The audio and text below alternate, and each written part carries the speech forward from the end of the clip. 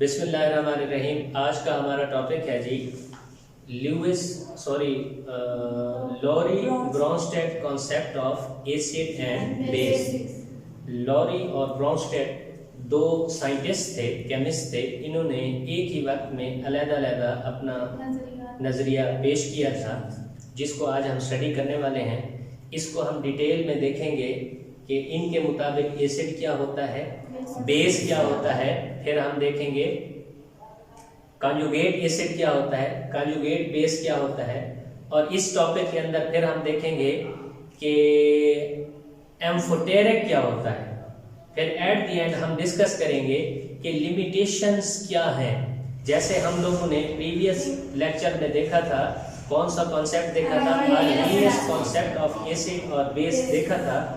उसमें एसिड क्या, आर्हेनियस ने क्या बताया था, एसिड्स जब क्या है जी पानी में डिसॉल्व होते हैं तो H पॉजिटिव आयन देते हैं, प्रोटॉन देते हैं। जबकि बेस जब पानी में डिसॉल्व होते हैं तो क्या देते हैं, OH नेगेटिव आयंस देते हैं, हाइड्रोक्साइड आयंस देते हैं।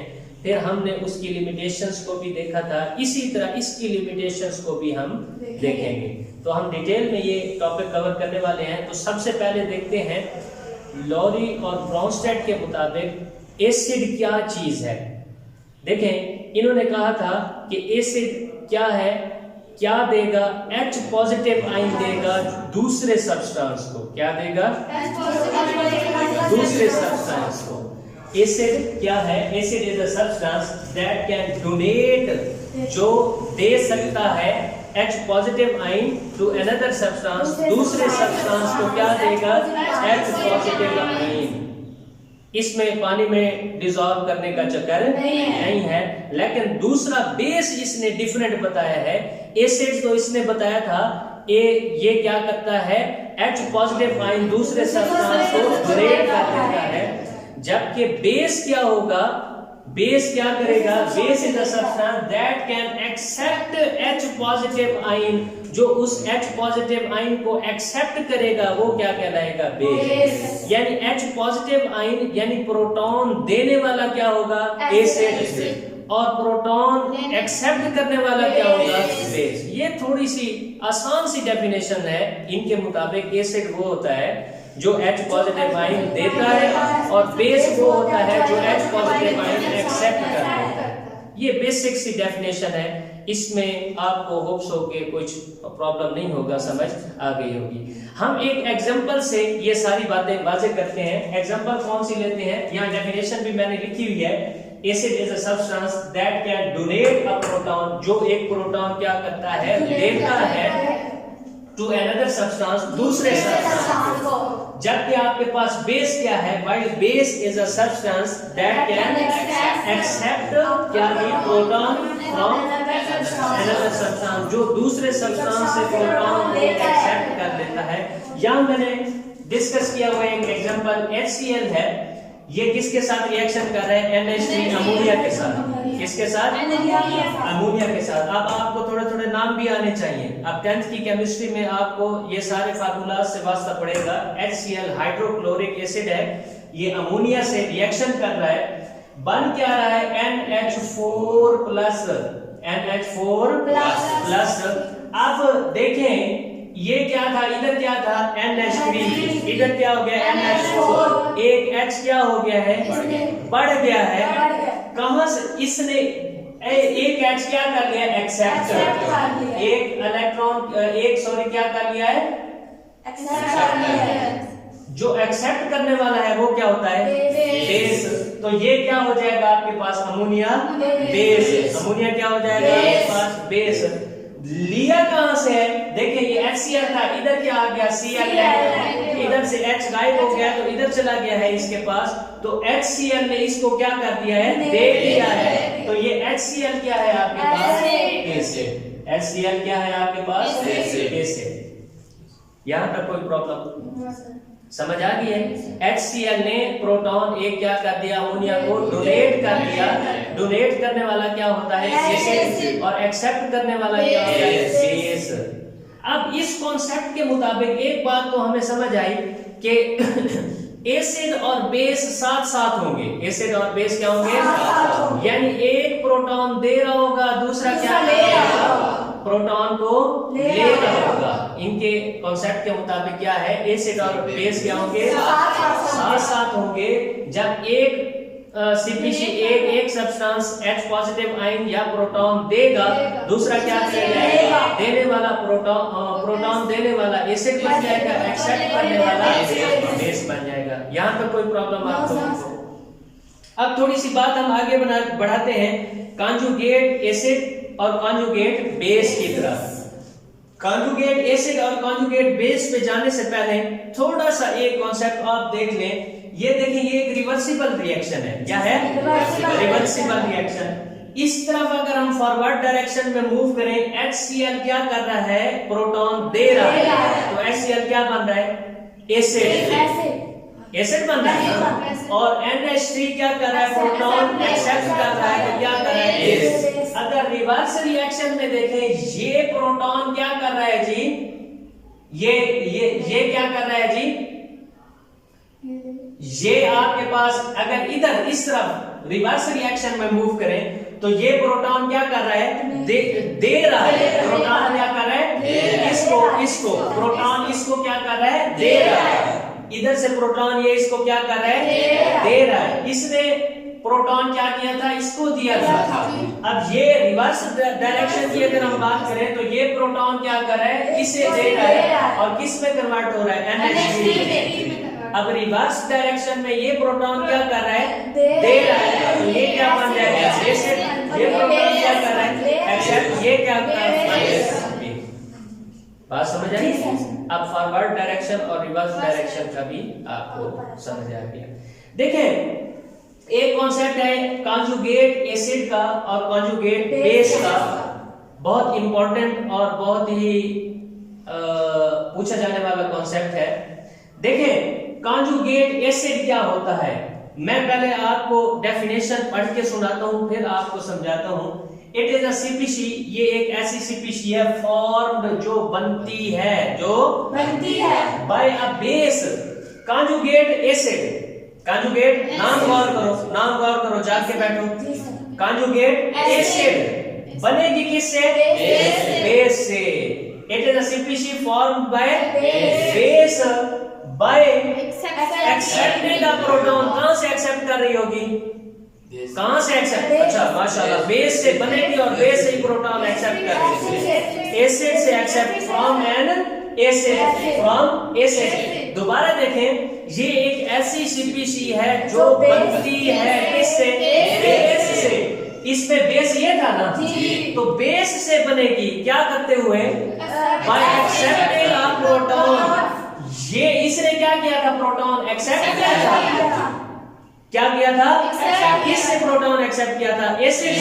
तो ये क्या कहलाएगा? Conjugate acid. Conjugate acid. यहां मैंने नीचे रिएक्शन में लिखा हुआ है, दोबारा इस डेफिनेशन को देखें, समझने की कोशिश करें। कॉन्जुगेट एसिड क्या होता है? It is a CPC formed by base. बनता किससे है? बेस से। बाय एक्सेप्टिंग प्रोटॉन एक्सेप्ट करने के बाद किससे प्रोटॉन एक्सेप्ट? एसिड से। बनेगा किससे? बेस से। याद रखना, कॉन्जुगेट एसिड बनेगा किससे? बेस से। प्रोटॉन एक्सेप्ट कर रहा होगा किससे? एसिड। अब कॉन्जुगेट बेस क्या होगा? ये बनेगा किससे? एसिड से। प्रोटॉन क्या कर रहा होगा? डोनेट कर रहा होगा by donating the proton to base.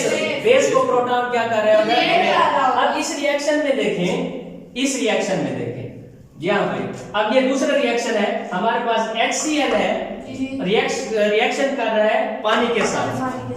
अब देखें, इधर H2 था, अब इधर H3O+ आ गया, ठीक हो गया। अब ये कहा H पॉजिटिव आयन इधर क्या हो गया? ऐड। अब इसने H पॉजिटिव, इसने इसको क्या दे दिया? H पॉजिटिव दे दिया। तो ये क्या बन गया? एसिड। ये क्या बन गया? बेस। अब बेस से बनने वाला क्या होता है? बेस से बनने वाला क्या होता है? conjugate acid. It is a species formed by base. Base से बनने वाला ये क्या होगा? conjugate acid. बेस से बनने वाला क्या होगा? by accepting a proton. Proton accept किया था। अच्छा, अब ये वाला क्या है जी आपके पास? ये क्या है? conjugate base. किससे बना है? एसिड से। ये किससे बना है? एसिड से। conjugate base क्या था? It is a species by formed by acid. बनाता क्या है? Acid. by donating a proton. Proton देते हुए किसको? बेस को प्रोटॉन देते हुए। बेस को प्रोटॉन देते हुए। समझ आइए? conjugate acid क्या है? It is a species formed by, कौन बनाता है? बेस। conjugate acid कौन बनाएगा? बेस बनाएगा। क्या करते हुए? by accepting a proton. Proton accept करते हुए वो जो सीपीसी बनाएगा वो क्या बनाएगा? conjugate acid बनाएगी। और जब आपके पास conjugate base की अगर हम बात करें वो क्या? It is a species formed by acid. अब यहाँ बेस आ गया तो बनेगा किससे? एसिड से। ठीक है? by donating a proton to base. ये है कॉन्सेप्ट आपके पास। यहाँ ये conjugate acid आ गया, ये क्या आ गया? conjugate base आ गया। अब यहाँ तक आप लोगों ने देखा कि बेसिक डेफिनेशन क्या है, एसिड क्या होता है, बेस क्या होता है। फिर आपने देखा conjugate एसिड क्या होता है, conjugate बेस क्या होता है। अब आप देखें कुछ ऐसे सब्सटेंसेस हैं जो एज ए एसिड भी एक्ट कर रहे होते हैं, एज ए बेस भी एक्ट कर रहे होते हैं। यानी किसी रिएक्शन में वो प्रोटॉन क्या कर रहे होंगे? दे रहे होंगे, और किसी में वो प्रोटॉन दे रहे होंगे। किसी रिएक्शन में वो प्रोटॉन दे रहे होंगे और किसी रिएक्शन में वो प्रोटॉन दे रहे होंगे। जब दे रहे होंगे तो क्या एक्ट कर रहे होंगे? एसिड। जब ले रहे होंगे बेस। यानी वो एसिड के तौर पे भी एक्ट कर रहे होते हैं और बेस के तौर पे। उनको क्या बोलते हैं? एम्फोटेरिक। उनको क्या बोलते हैं? एम्फोटेरिक। यानी जो एसिड के तौर पे भी एक्ट कर रहे हो और बेस के तौर पे भी एक्ट कर रहे हो उनको क्या बोलते हैं? एम्फोटेरिक। अब एम्फोटेरिक देखें, a substance which can behave as an acid, जो एसिड के तौर पे भी बिहेव कर सकता है, as well as a base, और बेस के तौर पे भी क्या कर सकता है? बिहेव कर सकता है, is called amphoteric। अब जरा इसमें देखें, अब HCl के साथ पानी क्या रिएक्शन कर रहा था? यहाँ पानी क्या कर रहा है? प्रोटॉन एक्सेप्ट कर रहा है। एक्सेप्ट करने से पानी क्या है? यहाँ पे बेस। यहाँ क्या है? बेस है। यहाँ इस रिएक्शन में देखें ना, अब इस रिएक्शन में देखें, ये अमोनिया के साथ जब वाटर क्या कर रहा है? रिएक्शन कर रहा है। अब ये NH4 प्लस बना रहा है ना, तो इसको क्या दे रहा है? प्रोटॉन दे रहा है। इसको प्रोटॉन, यहाँ क्या कर रहा था? प्रोटॉन दे रहा था HCl से, यहाँ प्रोटॉन क्या कर रहा है? अब वहाँ एसिड क्या कर रहा था? बेस एक्ट कर रहा था। यहाँ क्या कर रहा है? तो पानी एज ए एसिड भी एक्ट कर रहा है, एज ए बेस भी एक्ट कर रहा है। उसको क्या बोलेंगे? एम्फोटेरिक। एम्फोटेरिक। ये अक्सर एग्जाम में आप लोगों से पूछता है, इसको क्या बोलते हैं? एम्फोटेरिक। ठीक हो गया जी? अब हम थोड़ा सा इसकी, यहाँ तक ये टॉपिक कवर हो जाता है। यहाँ अब हम इसकी लिमिटेशंस को थोड़ा डिस्कस कर लेते हैं कि लॉरी और ब्रॉन्स्टेड की लिमिटेशंस क्या क्या हैं। देखें, उन्होंने कहा था, लॉरी और ब्रॉन्स्टेड ने कहा था कि एसिड वो होता है जो प्रोटॉन दे और बेस वो होता है जो प्रोटॉन एक्सेप्ट करे। अब जरा देखो इसके बारे में क्या ख्याल है? SO3 इसके बारे में क्या ख्याल है? जबकि ये क्या है? एक एसिड है। ये क्या है? एसिड है। सल्फर ट्राइऑक्साइड क्या है? एसिड है। लेकिन ये प्रोटॉन दे सकता है? इसमें हाइड्रोजन है, तो ये प्रोटॉन कैसे देगा? बात समझ आ रही है? उन्होंने तो कहा था एसिड वो होता है जो प्रोटॉन दे। अब सल्फर ट्राइऑक्साइड एक एसिड है हमारे पास, लेकिन इसके पास तो प्रोटॉन है नहीं, हाइड्रोजन है नहीं, हाइड्रोजन आयन है नहीं, तो ये कैसे देगा? हालांकि ये एसिड है। तो इसका मतलब है उनकी बात भी लिमिटेड हो गई, मुख्तसर हो गई। अब CaO कैल्शियम ऑक्साइड की बात करते हैं। किसकी बात करते हैं? कैल्शियम ऑक्साइड की। ये एक बेस है। ये क्या है? एक बेस है। ये क्या है? एक बेस। लेकिन ये H पॉजिटिव आयन एक्सेप्ट नहीं करता। ये क्या है? एक बेस है। बात समझ आ गई? अब लिमिटेशन क्या आ गई हमारे पास लोरी और ब्रोंस्टेड की? लिमिटेशन ये आ गई कि SO3 हमारे पास क्या है, एसिड है, लेकिन ये प्रोटॉन नहीं दे सकता। अब जरा एंड पे मैं आपको 3 लाइनें पढ़ के सुनाता हूं, सिर्फ सुन लें। It has been observed, ये देखा गया, that there are certain substances के कुछ ऐसे substances भी मौजूद हैं which behave as acid, जो एसिड के तौर पे behave करते हैं, though they do not have ability to donate proton, अगरचे उनकी ये सलाहियत नहीं होती कि वो प्रोटॉन को डोनेट करें, जैसा कि आपके पास है SO3। Similarly, calcium oxide behaves as base, but it cannot accept a proton. उनकी बात अब लिमिटेड हो गई, ठीक हो गया। तो ये लिमिटेशंस में आ गया, क्या आ गया जी? लिमिटेशंस में। यहाँ तक आप लोगों ने टॉपिक जब स्टार्ट करना है, आप लोगों ने डेफिनेशन लिखनी है, क्या है जी? According to Lowry Bronsted concept, acid.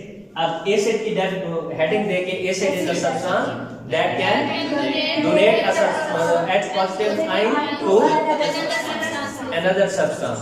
अब बेस क्या होगा? Base is a substance which can accept the proton from another substance. आपने नीचे इक्वेशन लिख देनी है, फिर आपने बताना है इसमें हाइड्रोक्लोरिक एसिड रिएक्शन कर रहा है किसके साथ? अमोनिया के साथ। अब इसमें हाइड्रोक्लोरिक एसिड अपना प्रोटॉन क्या कर रहा है? अमोनिया को दे रहा है। अब जब अमोनिया को दे रहा है तो यहाँ पे HCl क्या कर रहा है?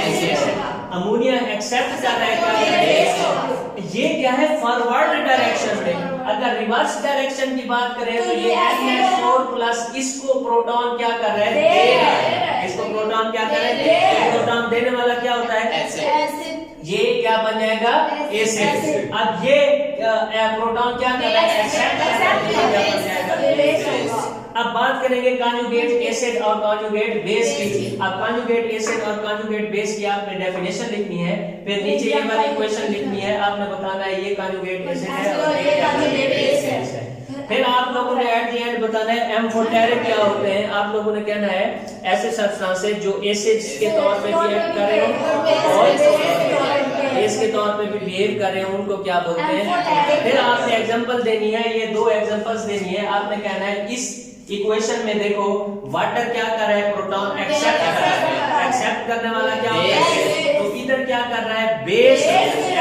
और इस इक्वेशन में क्या कर रहा है? ये आपने लिखनी है, आपने बताना है। फिर आपने कहना है इसमें वाटर क्या कर रहा है? प्रोटॉन दे रहा है, तो इसमें देने वाला क्या है? तो ये इसको क्या बोलते हैं? As a amphoteric. ये क्या एक्ट करता है? एम्फोटेरिक। एसिड के तौर पे भी एक्ट करता है, बेस के तौर पे भी एक्ट करता है। ये था जी हमारा आज का टॉपिक। होप सो कि आप लोगों को समझ आया होगा। अब आप अपनी अपनी बुक्स ओपन कर लें, मैं आपको एक मतलब रीडिंग करवा देता हूँ। बुक पेज है 23।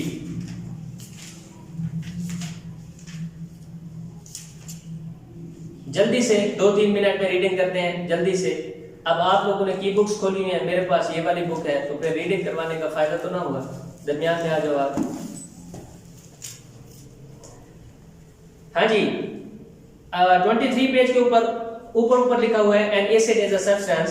एसिड एक ऐसा सब्सटेंस है that can donate a proton to another substance, जो दूसरे सब्सटेंस को प्रोटॉन दे देता है।